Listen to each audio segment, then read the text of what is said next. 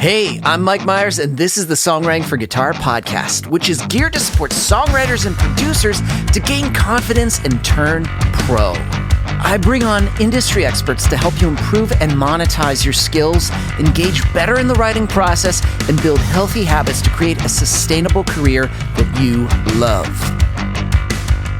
Caffeinated, inspirational, conversational.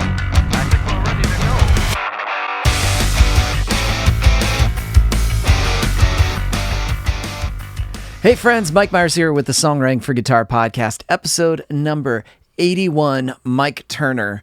Now, Mike Turner, he is an award-winning music supervisor, editor, music producer for TV, film, advertising. He's done things for brands like Converse, Booking.com, Petco, Microsoft. In television, he's supervised shows and series for CBS, Paramount Plus, Netflix, MTV, DirecTV, Hulu, Viceland, A&E. Yeah, I could keep on going on. And for me, when I started music licensing, I went to a whole bunch of conferences, and every single conference I went to, Mike was speaking. He was a panelist. And to me, it was always funny, always giving great insight into this world that was just so new. And for me, it still is. It's ever changing. But it's really cool to hear the perspective of someone that's been in this position, music supervision, for a while, and the insight that he can give. So if you are someone who's brand new to this concept, or you've thought about, I need a message music supervisor, I need to do this, I need to do it. Before you do any of that, just listen to this episode, because not only are you going to hear a really awesome story of how Mike got into music supervision, his background, which I think is important. People breeze over this when it comes to supervisors. They always treat them as like, oh, get me this thing. They're human beings too. They've got cool stories. And so I feel this is a great chance for you to hear that story. But also, he's going to give some advice for artists that are looking to pitch their music, some of those things to not do or the things to do. So if you're someone in that position that's ready to send that first email, before you do, just listen. So I'm going to stop right now, and we're going to dive into it. Episode number 81 with Mike Turner.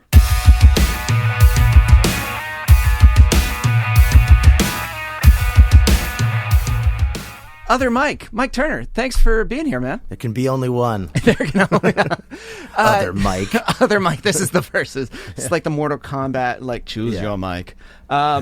Dude, this is awesome because, you know, for me, like when I started getting into licensing, I feel every conference I went to, you spoke at. Like it would always be like, I'd be like, oh, and what I loved about your approach too was you were very open with your process and, you know, giving advice. You didn't hold back, but it was also too in a way that was just like, I was like, oh, also casual. And I mean that in a good way. And it wasn't like, you must do this to achieve the net. But it was just like very open in the process. And you were honest, like, hey, you know, I love things that are great songs. And that made me kind of like think hard too about like, oh, that's right. You know, this is a service-based industry and they have to be good songs. And before we get into all of that, I want to know, like, you know, for you, you know, I look too at stuff you post, like you're always getting, you know, you release music, you do gear. And I'm like, was music just basically it for you growing up? Like the thing that you just loved? Yes and no. I mean, I feel like I actually kind of came to it a little bit late, or it was back burner for me for a while. Like I picked up the guitar. Well,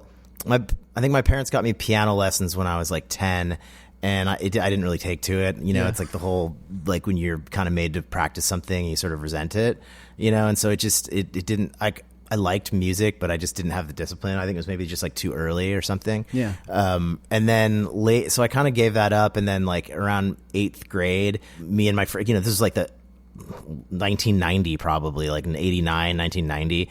It was, you know, in Seattle, Washington, like the midst of the grunge explosion in Seattle. So me and my little, you know, dipshit friends wanted to be in a band, even though we didn't know like how to play anything. We just knew being in a band was cool. So I borrowed a guitar from a friend and like just wanted to play it knowing nothing, and I didn't want anyone to really show me because I didn't want like to have formal lessons. It was almost like a secret, and I came up with my own crazy tuning, just like based on nothing, like zero musical knowledge, and it ended up being like a weird variation of an open tuning, you know. So you could kind of just like get all over the neck with, and everything you played sounded more or less like a chord. But there was some variation of that. But anyway, I learned how to play guitar in this like invented tuning. And so then it was really fun, like me and my friends like playing in this like awful band But that, like, I learned a lot of, I guess, like, coordination and like rhythm in guitar. And then when I realized that I was playing in a nonsensical made up tuning, it was definitely a step back where I was like, oh crap, I actually have to learn how to do this thing. But I'd already developed some coordination skills. So it felt like even though I didn't know like the fingering and actually anywhere around the neck, like I was a little bit ahead of maybe someone starting from zero because I had like some hand strength and stuff like that. You implemented it. You actually started to put it in practice, which is sometimes where people get stuck because they're in the not like consuming and like, oh, that's interesting. That's interesting. I'm like, cool. So what songs have you played? Like I just dove into it like, enthusiastically, just wanting to like make sounds, like not knowing what I was doing. So it never felt like practice. So I was just like jamming out, not just being oblivious to like how wrong it all was, but it was like super fun.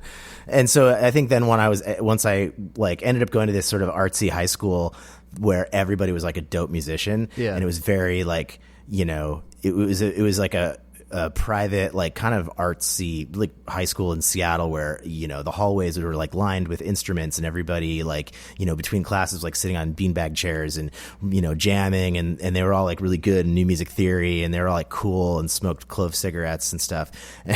And so I started like hanging out with those guys and actually like, relearning how to play the guitar in a way that like, was the normal way. Anyway, this is like a long-winded way of saying it was. Even then, like that was kind of the beginnings of it, I would say, from like 8th grade and through high school. But my whole focus in life was ski racing. I was like, a hardcore ski racer. Really? And and like from the time I could walk up until pretty much college, where I ended up going, even after this high school experience, going to boarding school specifically for ski racing. And I just wanted to be on the U.S. ski team. I wanted to be a World Cup ski racer. I worked my way up to like, the very like the U.S. development team, which was basically like like a division of the U.S. ski team that like if you're 17 and you're winning races and you're doing like really well, like they're sort of looking at you, and then you can kind of advance up through there if you're like qualifying. And then I injured myself really bad, messed up my shoulder, and ended up going to college instead of like pursuing U.S. ski team stuff. And I did not expect that answer where it was just like ski. I'm like, really? Yeah. So that was kind of like music was a cool thing, but like ski was like, that was like at the forefront.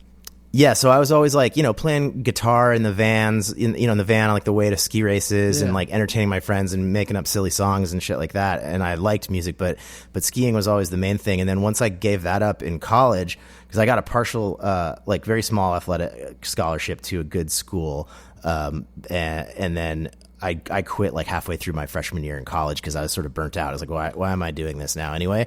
And then all the hours in the day opened up. Like I didn't have to get up at 5 a.m. to like work out and lift weights and, then be training in the end of the day and then studying. So suddenly it was just like, oh, well, what do I fill this void with? And it was music. And then I was playing in bands and doing drugs and lost 20 pounds and, and it was a blast. It's funny when you were mentioning too, like at the beginning of learning guitar, like you were kind of figuring out a way. I had, like previous episode way back, Chris Blue from Presidents of the United States of America. Yeah. He was like, yeah, I can't play a bar chord. And so he just talked about like, he was just like, I just kind of do this too. It was so much easier. And I figured, and he tried to play a bar chord and he was like, see, I can't do it. So he was like, I'm just going to stick with this. And he famously, his guitar only had like 2 or 3 strings on it. Yeah, he's just like full on, and that's it. And that's the same thing. But I find that interesting that you kind of jumped into it, figured out like I'm just going to start playing, and so you were building up some skill too, rhythmically, and again just putting the implementation side. And then you have this period where you kind of learn a little bit more because there are some people that are like, hey, let me show you, and then. Just when you think you're going to do this, it's like then music's here to be like, well, you might as well just fill your time with songs and, like playing and just having fun with music instead now. Yeah, absolutely. And also funny that you mentioned Chris Blue because he helped me buy, I think, my first guitar amp, actually. Really? Okay. That's wild. Super randomly. Like, because I was like, I guess I was in 8th grade. I think I'd maybe had like a PV Backstage 112 before that, but I don't know if it was mine. I think I was borrowing it. And so I finally had some money together and I went to go buy a cool guitar amp at this place in Seattle called the Trading Musician, which was like this sort of like in Seattle, this kind of legendary like used and vintage like guitar shop. I think they had some new stuff, but it was mostly like, consignment and used stuff. And I went in there to like look for one, and Chris Ballou was in there. And of course I knew who he was because he's from the presidency of the United States of America. And like, we were hanging out in the like amp area. And so I started chatting with him a little bit because I was like, oh, I'm a fan. And he was like, what are you doing here? And I was like, oh, I'm going to buy a guitar amp. He's like, what are you going to get? And I was like, I don't know. And then, and so he just asked me a bunch of questions about what I was playing and stuff. And then he was like, you should get this thing, and he was like, literally, he didn't work there, but I was like, okay, I'm going to get that. I love that. It was a Fender Princeton, like a little, but it was like a solid, solid tube amp. Yeah.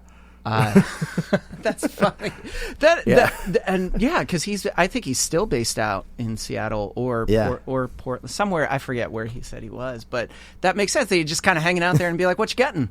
You should get this instead. Yeah, I mean, I'm sure he was buying cool stuff, but that was like one of the cool like guitar, music stores, like mics, guitars, drums. I mean, everything, and it was independently owned. It wasn't like a Guitar Center, but also this would have been like 1990, so before all the mega stores took over everything. Yeah, and that's kind of like at the cusp still, where he's still kind of plugging away. Because I'm trying to think. Well, that's not until 1994, 93, somewhere around there. Yeah, maybe. I mean, I was aware. I mean, they were, locally famous already, but and somehow I knew who they were. But yeah, they weren't like megastars yet. But yeah, it's pretty funny. And now I guess, I mean, I think he's still doing Casper Baby Pants, his children's. He did. He's kind of slowly wrapping that up. I mean, after like 20 albums, which is crazy. Yeah. It's just so then you're now playing in bands all the time, and was that now the goal where you were just like, cool, maybe this is going to be the vehicle that I'm going to do for the thing? Yeah, for a while that was like, oh yeah, I want to just be a rock star. I want to be like front bands and write songs, and it was super fun. And I guess I didn't really think too far down the line of like how I'm going to make it in music, which is another thing that's so different, I think, partly about just where we are in 2023 and like the awareness of industries among young people, like really understanding what the music business is and stuff like that. And also regionally, like, everyone in LA has some like better concept of the entertainment business than like probably anybody in Seattle at that time, but no, I was like beyond like knowing what a record label was and that like, bands get played on the radio and people think they're awesome and cool. I had no like direction of like, or strategy of like, how do I make it in the music industry? There were no conferences and like, tutorials and master classes and barely the internet. So it's just like, I just want to play in a band, playing bands with my friends, and maybe people will dig that. Now, did the bands ever go past yet? Like, were you doing like a little bit of like local touring beyond like your state too, and just starting to like? We played in Seattle, and then like I had a couple different bands in college, and we'd play, in Eastern Washington, and then I moved around a lot after that, like multiple different cities. I stuck in Chicago for like 6 years, and I played there a little bit, but that was kind of mostly solo and like. And recording. And also, so after college, and I got my degree in English literature, and I went back to school for audio engineering, actually, because I was interning in recording studios and stuff like that at that time, and really being like, I want to work in music and record my own music, and just got enamored with recording studios and just how cool all that was, and realizing that maybe I wasn't going to be able to really learn it all just from looking over somebody's shoulder, it was just like too much to know. And so I did go to get like a technical degree from the Conservatory of Recording Arts and Sciences in Arizona.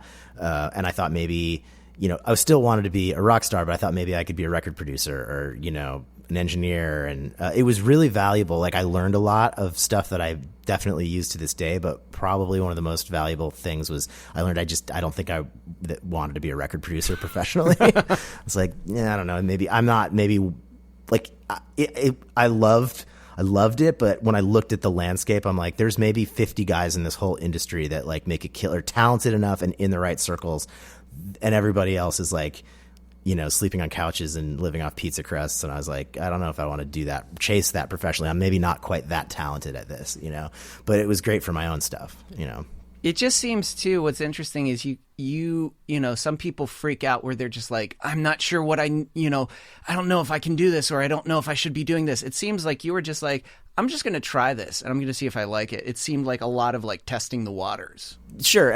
Or just being like open. I mean, I think there was a point at which I'm like, yeah, I'm definitely going to be a record producer. This is like for me. And then got way into it and realized like just maybe how difficult that was going to be. And also, I mean, I think like all of us, you tend to gravitate towards the things that you're naturally good at. And sometimes when something comes a little harder, you're like, I don't know, like maybe there's an easier path. So for better or for worse, I made some calculation at that point where I was like, yeah, I still want to work in the music industry. I still want to write songs. I feel like this is so technical and so hard that maybe I'm not like so naturally gifted at it that I'm going to like be a winner. So maybe there's more success to go around in like, other areas of the music business. And that's when I start kind of looking at like, maybe I want to work for a record label. Maybe I want to be an A&R guy. Maybe I want to be something where I can sort of bullshit my way through this instead of having to have an actual skill, you know? So then at that time since you're kind of in Arizona, is it kind of like, well, LA is not that far. I might as well just kind of make the trek out and just like see. No, because so from Arizona, I moved to New York. Okay. I got an internship at like a management company in New York that just briefly turned into a job until they went out of business. And then I moved to like I had a friend who was like a big head honcho executive at MTV in Miami, where all their sort of global business is done. And he was like, come stay with me in Miami. And then, so I like basically overnight just like abandoned I was like not even on a lease in New York. I was just paying somebody rent. So I just went to Miami and I ended up living with him and his fiance for like a year. And I was like doing odd jobs for MTV because everybody spoke like 3 languages there because it's their global business hub. And I just didn't really have the language skills. So I was like taking BTS photos and, you know, doing like PA work for the like MTV Music Awards and stuff like that.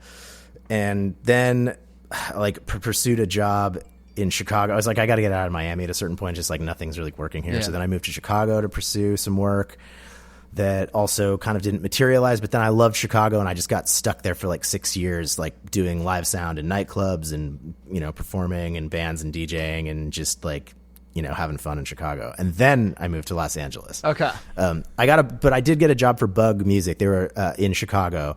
At the time, they were like the largest independent music publisher, I guess, in the world. And then Cobalt came along.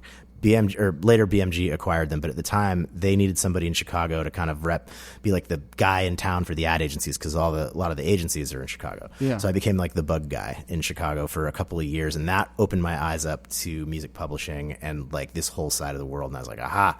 There's like jobs here. Okay, so then you realize like, oh, wait a minute, like there's lots of opportunity, and it seems like this is something I could. Do you feel like everything that you did, kind of like when you get to that point, you're like, oh, it's kind of like the accumulation of all these different skills and all these different things that you hopped around. This is where it like comes into play now. Yeah, I do think that. I mean, I had a very aimless, you know, like path. I mean, not entirely aimless. Like I wanted to work in music and I just didn't know where, you know, I mean, it's such a big industry potentially. And this kind of goes back to like, I think when you come from a place that's not like a music or an entertainment industry center, like New York or LA or even Nashville, you just don't know like how big and how many niches and how many things there are to do. Like, you know, Seattle was like a big, cool scene on the map at the time, but just because a lot of bands came from there, didn't mean anybody there knew what they were doing, you know? Like there's no music industry in Seattle and there never has been and there still isn't. It's just like a lot of talented musicians come out of that town. So I just didn't know like any of this stuff because like nobody ever tells you. Like the only thing you learn from movies and TV is like record labels sign bands and the radio plays them, you know? And at that time, like the streaming was just beginning to like decimate the recorded music industry. Everybody was getting laid off, you know? It was like, iTunes. Well, I guess it wasn't streaming. It was iTunes. It was like, iTunes is ruining the music business. It was also the beginning of this like technological revolution that was changing music in all these ways. But you'd have all these startups that, you know, would fail. And so I kept like working for all these like random things that just never seemed like they would go anywhere. And so once I kind of got into music publishing and realized, oh, this is this massive industry that's existed for longer than I even knew about, that's sort of the backbone of the whole industry. And, it leverages copyrights into, all these other mediums, film, television, advertising. Like that's, there's money to be made there because it doesn't come from the music industry. It comes from industries that have money. Yeah. What I think is really cool about this, and this is where, an artist that maybe is, trying to approach you or, another music supervisor, they don't often think about, music supervisors and people that are in positions like you are also fans of music and are also passionate about like the whole thing. Yeah. I grew up like with really like snobby, strident opinions about music and like desperately trying to be cool in Seattle in the 90s and like, the era of the most like uber hipstery, like peacocking, like, what's your favorite, most obscure band that you can possibly like, everything is just like ripe for parody. It's like, and so I loved it, but it was all, everybody, I feel like everybody in those scenes are so self-conscious, and it makes you like just dive so deep to like, discover the newest, the coolest thing. And I sort of loved that about it. But then also it really fed into my passion for like creating music as well. And even though I felt like my kind of expiration date for rock stardom was fast approaching as I was getting into my late 20s and being like, I don't think there's really a play here. Like I just didn't want to give it up. Like I still I want to be around this in some way. And when I finally learned about like the role of what music supervision was and how that combines like, the things I liked about film and television and all that, I was like, oh, this is where I have to be. And it just seemed like something I could sink my teeth into, like unlike everything else where it was like, I would try it out and be like, there's nothing here, there's nothing here. And then this, I was like, oh, there's so much here for me to like get good at. And it seemed like an area where it wasn't oversaturated yet. Like there was still the Wild West. I could kind of make my own future. It wasn't just a whole bunch of gatekeepers for me being like, no, you can't do this. Oh, I like that there's not like gatekeep, because I feel like a lot of people get that. Oh, I wish I could do that. There's a lot of gatekeepers. But to be there at the beginning, or not the beginning, but at an industry where there's few, and it's like, cool, this is a place for me. Yeah, it was still very evolving. I mean, there's way more gatekeepers in this now than there ever have been. And it's wild just how much it's changed in like 15 years or so since I've been doing music supervision. But it's not like I was one of the first music supervisors at all. But I got into it at a point where it was started to become like something known outside of like niche bubbles in entertainment where, TV shows that had cool soundtracks and fans were like knew what a music supervisor was. So it was still early enough that like I started doing it literally just by saying I was one, and then somebody hired me, and then that wasn't a lie anymore. No, I'm curious. So was that just also too, you're like, I'm just going to own the title, and eventually shit's going to happen. Like somebody's going to be like, yeah, you. Kind of. I mean, there was a bit of a dovetail of like, I did end up getting a job for a Seattle-based music library that wanted representation in LA. So I was like pitching like library music, which wasn't quite as oversaturated then as it is now. And knowing that I wanted to move into music supervision, and then it turned out that a Seattle-based production company whose owners I knew were doing a big campaign for Microsoft, and they like kept reaching out to me for advice on like how to kind of handle this music supervision side of it, which had been sort of delegated to them somehow through just like, I don't know, like it just wasn't getting taken care of by the brand or any other agency. So the production company's like, how do we do this? And they're like, can we pay you to do it? And I was like, yeah, I'll music supervise your Microsoft ads. And what ended up happening is these ads were supposed to be online, and they had a different broadcast agency handling all like the big like flagship pieces, but the brand liked the online stuff better than their broadcast pieces, so they flipped them and put them on television. So I ended up music supervising like 7 giant broadcast ads for Microsoft. And so even though I was working pitching, I ended up kind of stepping into that. And then so from there, that's basically, so technically I'd done that, but then I started calling myself a music supervisor, and then I got hired on a film, but I'd never music supervised a film. So, and I had already kind of learned a lot about music publishing. So it wasn't like I was totally full of crap, but I was definitely like fronting to some degree. Now, what's interesting about that, what would you say are maybe like big misconceptions about, in terms of the way people think music goes into a film oh, it's on the picture now. I feel like there's so much in between that you have to clear and you have to figure out. That's a lot of responsibility on you. Yeah. Well, yeah, I think this has helped me to like explain the role a little bit, because it is so broad potentially. Like it can be very, very narrow or just like really confusingly broad at the role on a production of any kind. It's like anything that touches music can potentially fall in your lap to deal with if nobody else understands how to do it. They're like, oh, you're the music supervisor. Can you figure this out? So what I say is that it's really the job is a project management job. You're basically producing the music department. You're the head of the music department on a project, and about 70%, depending on the job, 60 to 70% of that is project management, logistics, paperwork, negotiation, like budget management, ego management, like therapist, and then there's like 30% of that, maybe more depending on the project, that's like what people would consider creative, like listening to music, watching picture, like what's the right song that goes into who should I reach out to that would be the best composer, but all of it is budget driven and logistics driven. How much time do we have? When do we need to get this done?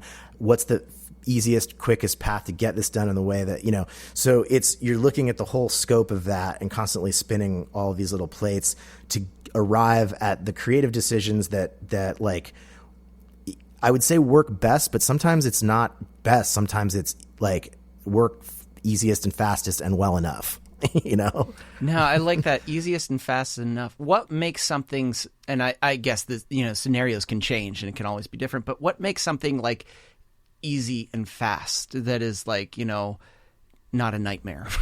Sometimes it just comes down to, actually I'd say most of the time it comes down to relationships. There's a lot of, there's more music being made than ever before. There's more pre-existing songs in the world than ever before, and there's more composers out there. I get, you're bombarded by solicitation emails every day from, the usual places, new places, composers, all that stuff. So, and I'm sure a lot of them are very competent. Like any of them might do a really great job on stuff, but I don't know these people. And anything in an entertainment, I think, and especially in film and television and probably advertising, is these decisions are largely like fear-based. Everything, right? It's like there's money on the line, and nobody wants to like lose their job, including me. So, like, I make decisions like partly, based on who I've worked with before that's done a good job for me. And so I trust that and I can vouch for it. And, so that would be an example of like easier and faster, because like, if I were to say, all right, I'm working on a low budget movie and I've got $30,000 to spend on a composer, and I know that the director is into this kind of vibe. Here's a guy that I know that's done that for me before really well. And then 5 other people that are like, yeah, this is the kind of thing we do too, and we would also like that job. Well, it's tough for me to be like, yeah, I'm just going to take a chance on any one of you guys. But I've worked with this guy before, so that's like easier and faster for me, Which makes sense, because you're also connected to that project and that person. If like, they do it and let's say they give you something completely opposite, or they're like, oh, it's going to take a little bit longer, or it's just like, actually, when we said we did it, we kind of do the thing. It's just like that's tied to you too. So like that, I can get, maybe it's, it's funny when you talked about bands. I think some people think music is that like, yeah, kid, I'm going to take a chance on you. You seem like you've got my, Yeah. And it's not like that. It's like, I know this person. I see what they've done before. They deliver. They're easy to work with. They're not a pain. They're 90, I may have 99 problems, but they're not going to be one of them. They're going to be easy. And of course, like, I like working with new people and I like meeting new resources, but the way they kind of get integrated into your world tends to it's less often just like rolling the dice and be like, I want to work with somebody new, let's pick you seem cool. It's usually more like maybe on another movie the director knew this composer, he was already attached, and then I didn't have anything to do with their hiring, but I worked on this movie, saw that they did a great job, and then something else comes up where we need like a similar kind of creative, and I go, you know who would be great for that is the guy that was on this last movie. I didn't hire that person on that one, but I'm gonna on this one. So now that's like someone that like I hadn't worked with before, but I saw how their workflow, I saw them deliver on that. And like, so now I'm willing to vouch for them. Like I didn't have to, it wasn't me on the line last time. I can be like, you did a great job on that. So now I want to bring you onto this. And I can say, in honesty, like I know this person does a good job because I've worked with them before. Now that's a cool example of, even though you may not know that person, you're watching what they're doing. You're connected in some way, and sometimes people don't realize that the things that they're doing in the process. It's like people are watching, and so it's just like, don't be an asshole. To deliver well, and it's just like just show up and just do the work well. Yeah, and so much of it is personality. Like at a certain level, you kind of assume like a baseline level of competency. Like you're all good musicians, but so much of the job does come down to like you're going to spend 4 months maybe on something, and like this person's really cool, like I think the director's really gonna like you, like and so like them feeling comfortable and being able to communicate, especially with a composer. And I know this is like, it's funny because this is like my onboarding of composers is maybe 20% of what I really do, but I think it descriptively is easier to talk about when it comes to like the logistics of like the sort of project management side of music supervision, where it's like I'm matching your music to this production, but also your personality to this director, and her or his ability to work with you to communicate. Even if you don't get it the first time, your personalities are, like I think will do a good job together. Because if you can have a really talented composer who's like rigid and tough to work with, and it won't work because the director gets frustrated, doesn't know how to communicate, and they don't get the right result.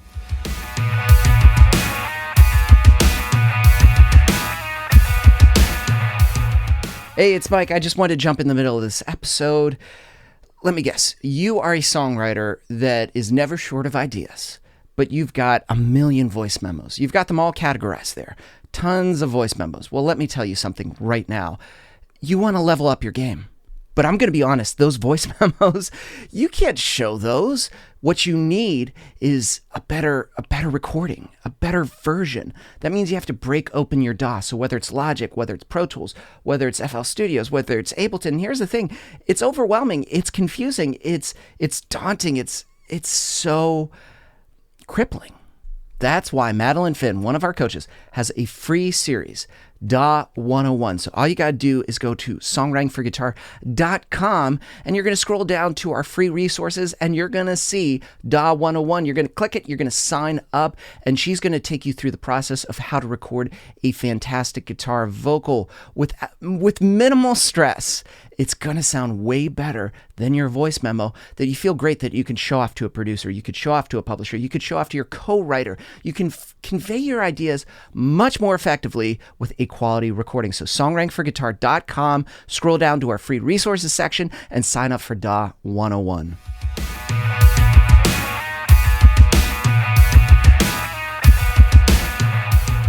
It goes back to relationship personality. It's people often, well, is that the music's important. It's like, no, the music's totally important, but you do have to you have to gel well with people, and you have to realize, like, if somebody asks for a change, it's because it's a service-based thing, and you go, sure, no problem, and not like, no. Yeah. Is there's a million hurdles, and there's so much stuff that's frustrating and a pain in the ass, and like that comes up on every single job, and things where like I want to be like, this isn't my problem, this is your problem.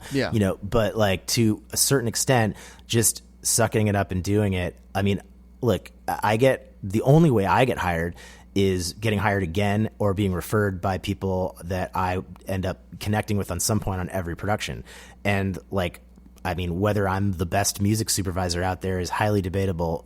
My creative choices, are maybe only a fraction of what ends up getting me hired again on something. It's like that person didn't screw it up and we like them.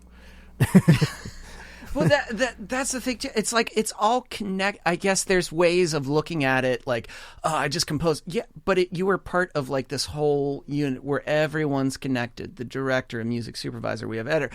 Everyone has to gel together to make that project work. And if there's a kink in the system.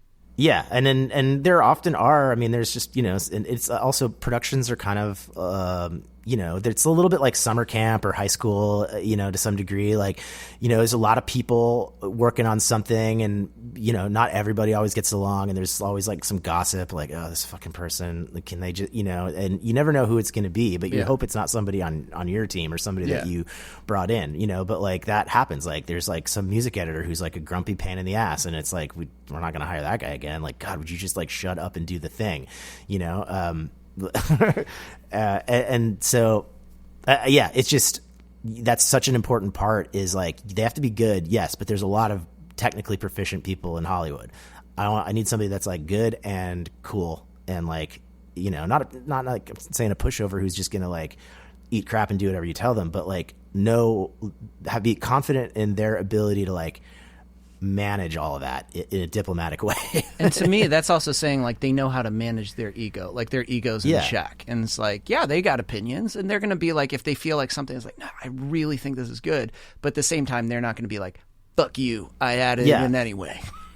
Yeah, or just right. Yeah, exactly. And there's always a point at which you're in service of the director or showrunner's vision, and there's definitely things that creatively I don't always agree with, and I'm only going to like push so hard against that until it's like, it's not the Mike Turner favorite song show. So now, I guess that's a question. Like, how do you, there's the personal choices, which are like the things that you love. Are there things that you're like, I'm working on this. I'm not really crazy about this, but I'm working on it. You can still objectively make those choices. Oh yeah, I mean, I take on jobs that I'm not super inspired by all the time, because at some point it's just it's a gig. If they have like the budget, and I mean, there's not much that I turn down if I have the time and the money's okay. And then what do they say? There's like, some are for the meals and some are for the reels. So like every few, like you get something cool that you're really proud of. You're like, wow. And even the ones that I'm not like crazy about, I usually find something to be like proud of as far as my work on the music, whether it's just the needle drops or the score or something.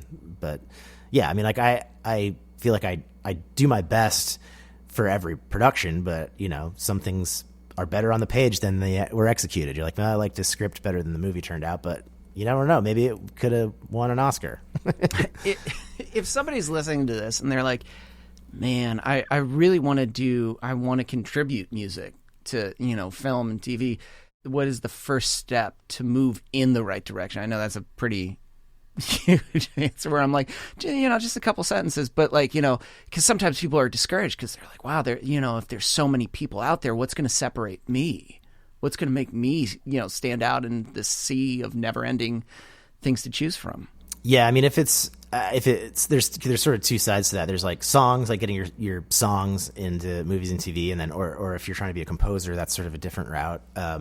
In both cases, to some degree, it's relationships. But if it's songs, and you're like, you're a recording artist or a touring artist, that you're in a band, and you want to get your songs in stuff, I still think that the best thing to do is focus on pretty much every other aspect of your career as an artist, like touring, making fans, all of that stuff is what gets you noticed. That's what like people then come gravitate to your music and say, oh, I want to use that in a TV show. But then to making sure that that's available by having somebody else representing it, like even if it's in the early stages, even if it's just a library deal with a low barrier for entry, but making sure that it's just out there in the mix, that like they're sending, pitches out to music supervisors. Like it's a numbers game at that point. And then, the more your star rises as an artist, if that's your focus, the more people are going to come find you for that. And then of course, it doesn't hurt to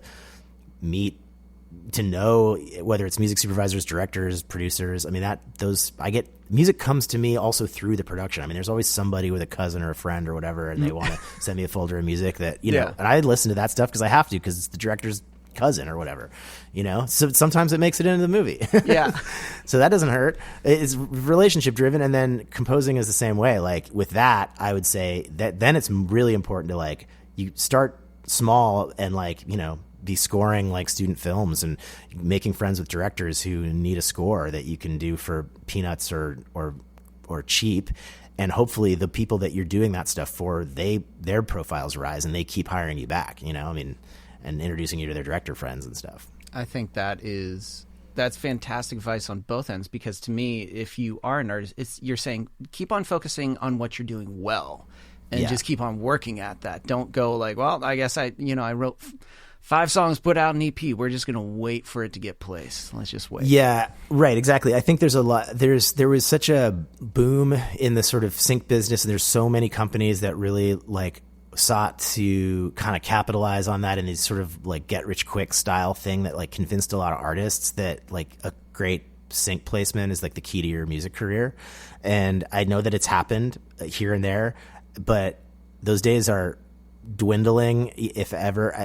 Like the odds that one killer placement is going to blow you up as an artist anymore are very small, just compared to the amount of potential opportunities there are for your music. And so I would say, if anything, it's the opposite. It's not like syncs aren't the key to your music career. Your music career is the key to syncs. Super deep, right? Well, it does make sense, because you get inundated probably with tons of music where you can sniff out where it's like, that's not a real song. There's that, but also just like, even if it is like, if I let's say I'm on a indie movie and I've got $5,000 to spend on a cool cue as source in a bar, like that's cool. And I'm so stoked to be able to like give $5,000 or whatever to a indie band, and they're happy to have it. But like, I don't think I've ever seen once them go on to be superstars just because there's 30 seconds of their song playing in a bar and a scene in a Netflix movie. Like, I mean, it's cool, but it's the odds of that like making you, it doesn't really happen anymore. Maybe if it was an Apple commercial, or there's a few types of like high profile syncs that definitely get you noticed more. But even then, like, I just don't see that happening the way it did. Like, oh, there's a brand that used a song and now this band is huge. It's like, it bumps your streaming numbers up for a while, and there's nothing bad about it. But again, it's like, take the money, it's cool exposure, it's all like a stepping stone, but like, this isn't going to probably break you. You should also be doing everything else. This is mailbox money. It's good look. Yeah. Keep doing what you're doing though. Yeah, keep on going and keep on writing more songs, keep on releasing, keep the engine going, and don't rely on necessarily one thing that's going to carry you there. It's like also your work ethic, and whether you want to keep on doing this is also going to be a key of whether this just keeps on going. Yeah, and the thing is like the amount of money that you're able to make to some extent is kind of tied to like who you are to a degree, right? Like expensive songs are famous songs. Yeah. Songs that nobody's ever heard of don't cost as much to license because there's a lot more options. I mean, brands pay a lot more to use even indie music in, advertising, and same with like trailers. There's certain kind of like high profile spots that you can command a decent fee from, but still like, maybe you might get 20, 30 grand like for like a major spot like that, or like if it's a national, maybe it's like Nike or something, maybe it's almost $100,000, but that's like winning the lottery. Your average sync for an indie band is going to be probably somewhere between like $1,000 and $5,000, as background in a TV show. It's not life-changing money. So you can't really depend on it. you can't ride on that one. Yeah. I was trying to describe with someone where I was like, I do like, tons of reality TV shows. I was like, but I'm not relying on that one show, because it's like literally like, it's like $60 a cue. It's like, it's not necessarily life changing, but I have to keep on creating just like a shit ton consistently and it's feeding it. Well, and it's just because of just kind of basic supply and demand economics. If there's like a bazillion indie artists that all want their songs in TV shows, and there's, like a never ending supply of libraries that are shoveling that to you, it like the value is dramatically drops. And that's what happened when the stigma of selling out completely wore away and nobody cared anymore. And suddenly music was just like everywhere. Right. But the one thing that doesn't really change is the equity in famous copyrights. like, because it's a famous copyright, it's the only one. And so, like, if we need that song, there's no other way to get it except for pay that one entity that has the rights to it whatever amount of money they want, or just we can't afford it and we'll have to move on. But if all things being equal, it's like, hey, we need a rock song, and there's like a million rock songs being like thrown at your face, then you're like, here, take $500 or we'll find somebody else, you know. And so most people are like, well, yeah, okay, I'll take it. Yeah. It sounds like so like greedy capitalist, but it kind of is just like, you know, I don't know, like it reminds me of that Arrested Development line with like Lucille Bluth, like, how much could a banana cost, Michael? $10? You know, she's like never been to the grocery store. She's like, what is it? But no, that makes sense too, because you're right. In the, you know, past 5 years, like, you know, the amount of like, you know, ads that I'll get where it'll just be like, hey, do you want to get license? Hey, do you want to get and so everybody's like, hey, I want to do license. This is it. I had someone, I had a client that was like a one-off, and the first question was asked was like, is this a great way to make fast money? I was like, it's a terrible way to make fast money. I was like, this is the worst way right now. Yeah. Don't. I was like, unless you are absolute. It seems like the big thing that I'm seeing continually, though, that people that keep on doing it is they're, number one, super patient. They're constantly creating a body of work. They're not stopping, but they're also too constantly connecting with people, because they realize in the value of what you're saying is like, they know someone, eventually they make a connection. That connection, they may not tap them on the shoulder right away. It may be like a year, 2 years later, where they go, oh shit, like, you know what? I think they'd be actually really awesome for this. Yeah. Yeah. And that's the thing. Yeah. You know, and there are always, you know, like, just stars align sometimes, like crazy things happen, you know, timing, right time, right place, like right song. I mean, gosh, I'm working on a movie right now, starring Jenna Ortega for Paramount, and it's cute. It's like a coming of age teen romance. It's Jenna Ortega and her co-star from Wednesday, this guy Percy Hines White. Did you see Wednesday? Yeah. He's like the blonde Xavier, I think, in that. And everybody really shipped that relationship. Like, it never happened in the show, but like all her fans are like, ooh. So they get to play like opposite each other as romantic leads in this movie. So it's like very exciting. And there's a band in the movie, and there's a band in the script. And the director is a friend of mine, and we've been talking about this script for a couple of years, and she's been trying to kind of get it made. So she got it greenlit, and like at some point, the band was like a sort of a male, like kind of almost famous sort of cliche rock band, and I suggested, like, what if we make it a woman? You know, like maybe she's more of a Phoebe Bridgers type. Yeah, she loved that.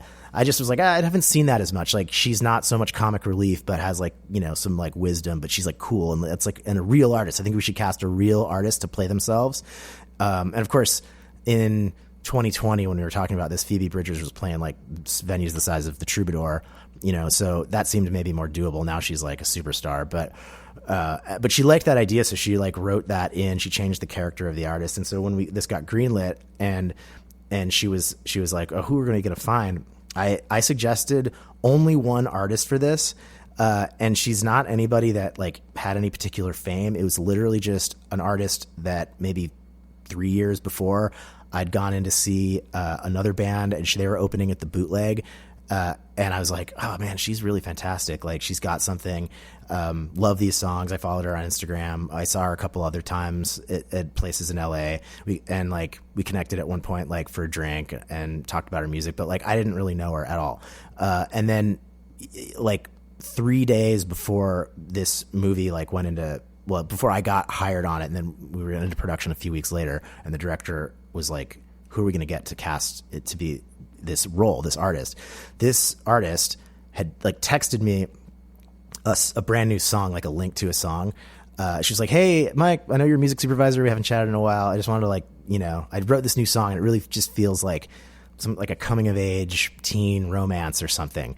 And I was like, man, this is so good. I love this song. I really, yeah. And when I talked to the director and this came up, I was like, listen to this. What do you think about this? It just kind of reminds me of the end of your movie. Fully expecting her to be like, yeah, that's cool. Let's keep looking. I don't know. What else you got?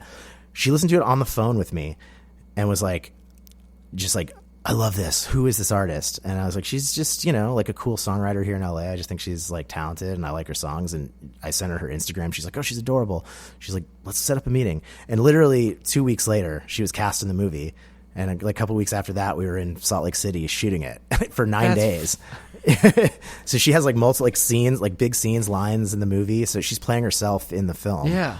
And it's the only, I sent the director one song, and it's the only person that I just off the top of my head, because she'd sent me that song 3 days before. And I was like, oh man, this is so good. I don't know. Let's see what the director thinks. And that was it. What I mean, there's a shit ton I love about that. But what I love is, yeah, that was a connection. But she wasn't waiting on you to then search and then think and remember, but she like followed up, and she followed up a little bit later, like, hey, we haven't, we lost touch, but I wanted to send you this, maybe that because it's kind of what you're talking about, like still doing it, not waiting for someone to swoop in and be like, let me take you there, because you just popped in my mind, but you were just like, yeah, you know what? Yeah, and she's not like a part of any of the, she's not someone that's at those conferences all the time. Yeah. Like she's not involved in like songwriting camps. She's got her band, plays her songs, does little tours, like really just kind of in the studio, focused on that stuff. Doesn't really, never really was a part of that bubble in Hollywood, which is kind of, there's like that songwriter kind of hustle bubble. So she wasn't one of those folks. I just always really liked her music. And even when we met, like, for a drink the year before, she didn't even have any sync representation at all, and hadn't really considered it. And so I had suggested a company that I thought, would like her music, and she did end up contacting them. So they started representing her. But yeah, she just reached out like a year later, just kind of like, oh, I thought of you. I just thought you'd like to hear this song. And I was like, I love this. That's awesome. Dude, that is, I mean, that's such a cool, I don't know, just your journey in general. Just like, again, I like that it's not just like this straight path. Like, well, I woke up one day and I was like, you know what, I'm going to be, but like, here we go. It was just like all over the fucking place. You're in Arizona, you're in New York, you're in Miami, you're in Chicago. And then finally you're in LA. But dude, this was so good, because I think for a lot of people, just hearing, if you're going to do this, you have to love it. Like, you have to love your music. You have to be passionate about it, but you have to stay with it. No one's coming in to just be like, oh, this one placement, I'm going to swoop in and I'm going to take you to the top. It's like, no, you may get a little boost, but then you got to keep on going. Yeah. That said, I would say this example is one of those things, and we'll see, it remains to be seen, but this is the type of thing that like I could see having like an indelible impact on her career. And I certainly hope it does, because it's a little bit different than just like having your song in the movie. There's like, she actually performs 3 times on camera in this film, and I think we're using 4 of her songs, and like she's like a character in the movie. We've got like her name on the marquee out in front of the big theater. Like she plays venues, maybe the size of like Zebulon to like 100, couple hundred people, but in this film we've made her into like a Phoebe Bridgers that can fill theaters, and she's like this cool touring artist in this movie. So, and her songs are great. Like she should be super famous, but we've just crafted her that way in this movie. And it just, I feel like people are going to be like, I got to know who this artist is. Yeah. Immediately like Shazam and just like, I got to follow on Spotify. Is she coming to town now? We have to go see. So I think that's even, but again, that was someone that was just like followed up with you. It was just like, hey, I just wanted to, wasn't waiting for you to swoop in. And I think that's fucking awesome. Yeah, it was super fun. I actually got to be in the movie too. I play her bass player on camera. It was really fun. Dude, that is amazing. Dude, Mike, this was awesome. We'll have to, I feel like this is just like part 1, because there's probably a shit ton we could keep on diving into. But this was really cool. Yeah, totally. Yeah, it was great, man. Thanks for having me on.